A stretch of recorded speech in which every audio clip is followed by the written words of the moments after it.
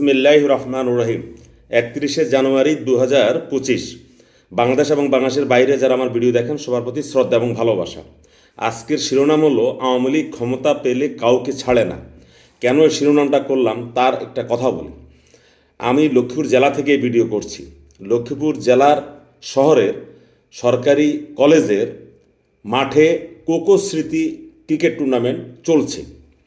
সেখানে কোকোর আরাফাত রহমান কোকো সাহেবের একটা ফেস্টুন ছবি দেওয়া, সেখানের মধ্যে একটি পোস্টার লাগানো হয়েছে গতকাল রাতে।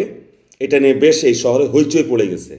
পোস্টারের ভাষাটা কি আমি স্ক্রিনশটটা আপনাদেরকে তুলে ধরলাম। ভাষাটা হলো মুজিববাদ বাঙালির মুক্তির দর্শন, শেখ হাসিনাতেই আস্থা, জয় বাংলা, জয় বঙ্গবন্ধু। এরপরে যিনি এটা লাগিয়েছেন তার নাম লক্ষ্মীপুর জেলা ছাত্রলীগ।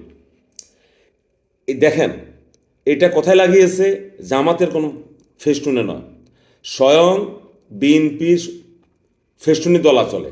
যেহেতু আরাফাত রহমান কোকো সাহেব নামে বিএনপি একটা ক্রিকেট খেলা বা ক্রিকেট ম্যাচের আয়োজন করেছে, সে ফেস্টুনের উপর তারা লাগিয়েছে। এখন আজ কদিন যাবৎ বাংলাদেশে একটা কথা অনেকে বলতে যাচ্ছেন ঘুরিয়ে ফিরিয়ে, যে আওয়ামী লীগ এবং বিএনপি একই সময় কেন আন্দোলন ডাকলো। অর্থাৎ আগামীকাল থেকে যে ফেব্রুয়ারি মাসটা শুরু হচ্ছে, সেই ফেব্রুয়ারি মাসে আওয়ামী লীগ হরতাল এবং অবরোধের কর্মসূচি দিয়েছে এবং লিফলেট বিতরণের কর্মসূচি দিয়েছে। অপরদিকে বিএনপি থেকে ঘোষণা করা হয়েছে ফেব্রুয়ারি মাসে তারা রাজপথে নামবে দ্রুত নির্বাচনের দিন তারিখ ঘোষণার দাবিতে। এই দুটোকে এখন অনেকে বলছেন যে বিএনপির ফেব্রুয়ারি মাসে রাজপথে নামা, আওয়ামী লীগের রাজপথে নামা কি কাকতালীয়, কি যোগাযোগী, নানান ধরনের নানানমুষী অনেক ধরনের কথা বলে। ভাই একটা কথা বলি, বাংলাদেশের রাজনীতিতে যারা সবসময় একটু পড়াশোনা করে রাজনীতির ভিতরে খবরটা নেওয়ার চেষ্টা করে, তারা সবাই এক বাক্যে স্বীকার করবেন যে আওয়ামী লীগ যখন বিরোধী দলে থাকে আওয়ামী লীগের অনেক বন্ধুর প্রয়োজন হয়, কিন্তু আওয়ামী লীগ আদতে একটা ফ্যাসিস্ট দলের মতো আচরণ করে। তারা যখন ক্ষমতা যায় তারা কাউকে চিনে না। আজকে অনেকে বলতে চায় যে আওয়ামী লীগ কী করবে, আওয়ামী লীগের রাজপথে উঠাচ্ছে অমুক দল আওয়ামী লীগের সহায়তা করছে। শুনেন একটা কথা বলি, আল্লাহ না করুক যদি আওয়ামী লীগ আবার এই দেশে কোনোদিন ক্ষমতায় আসতে পারে, 5 বছর 10 বছর 15 বছর 20 বছর বা 30 বছর পরে যদি কোনো দিন আওয়ামী লীগ ক্ষমতায় আসতে পারে, তাহলে আগামীতে তাদের প্রথম টার্গেট হবে বিএনপি। কারণ তারা জানে যে আওয়ামী লীগ যদি ক্ষমতায় না থাকে তাহলে এর পরবর্তীকালে যারা সবচেয়ে জনপ্রিয় সংগঠন সেটা হলো বিএনপি, তারা বিএনপিকে আঘাত করবে। তারা ছোটোখাটো দলকে তারা আঘাত করবে না।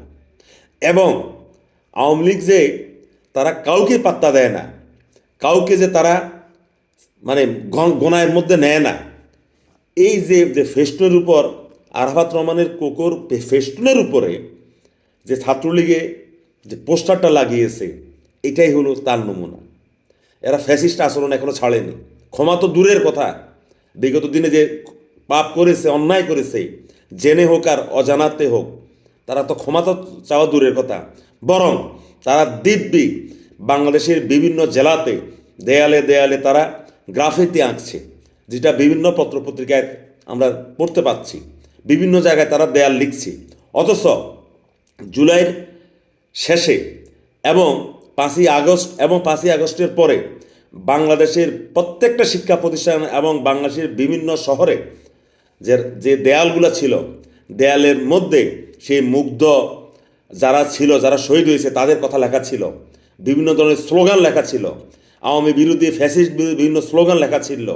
এখন রাতের আধারে সেই সকল স্লোগান, সেই সকল বাণী মুছে সেখানে আওয়ামী লীগের কর্মীরা রাতের আধারে তাদের দলের পোস্টার লিখছে, আওয়ামী লীগ লিখছে, ছাত্রলীগ লিখছে, যুবলীগ লিখছে এবং তারা নিজেদের গ্রাফিতি আঁকছে।